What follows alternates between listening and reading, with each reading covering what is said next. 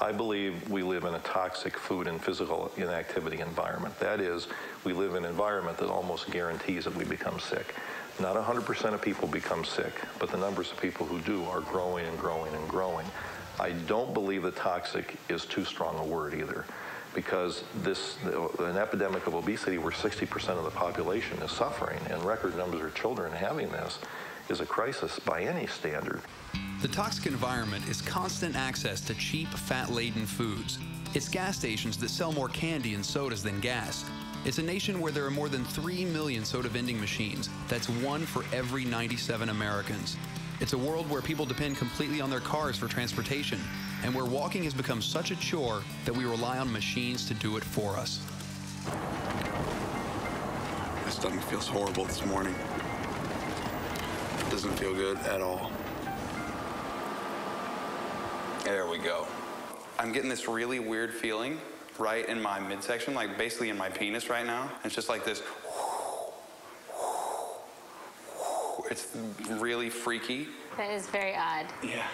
It could be from the caffeine, but I'm not, I couldn't really pinpoint that 100%. I have a delivery from Mr. Morgan, 1339. 1339. I made it over the 3-day hump. You know how when you quit smoking? I don't know how many of you out there smoke cigarettes, but you should stop. I quit smoking,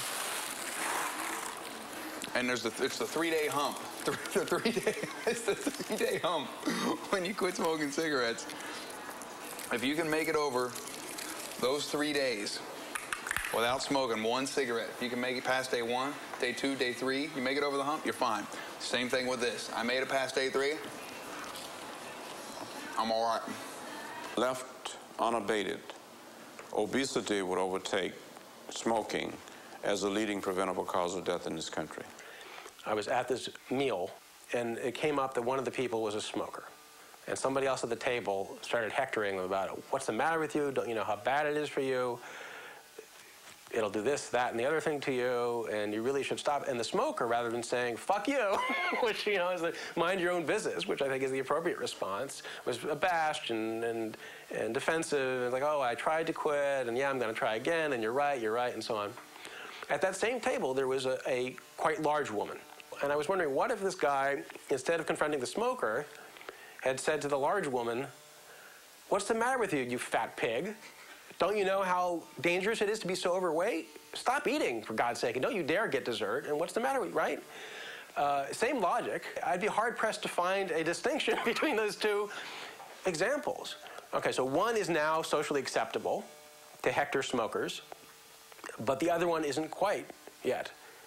So the question is, at what point will it become acceptable to publicly hector fat people in the way that smokers are publicly hectored? A secret study by one of the tobacco companies, and it had the ominous title something like Brand Imprinting for Later Actuation in Life. They would buy the little toy cigarettes, and they'd start smoking them at 4 or 5 or 6. Wouldn't even notice the pack. I mean, if you asked them what pack it was, they wouldn't notice it. But the theory was that somewhere it's buried in here, and then when they get to the age where they're smoking, without even realizing it, they're going for that pack that they recognize because it had those nice feelings for them when they were little kids. In the same way here, yeah, they're satisfied, it's nice, they remember the warm feelings of playing and getting the toy and being with mom and dad, and it's going to carry through. That's why, when I have kids, every time I drive by a fast food restaurant, I'm going to punch my kid in the face. Then he'll never want to come. Rock and roll McDonald's! Rock and roll McDonald's! Rock and roll McDonald's! Rock and roll McDonald's! McDonald's will make you fat. They serve Big Macs. They serve quarter pounders. They will put pounds on you. Rock and roll.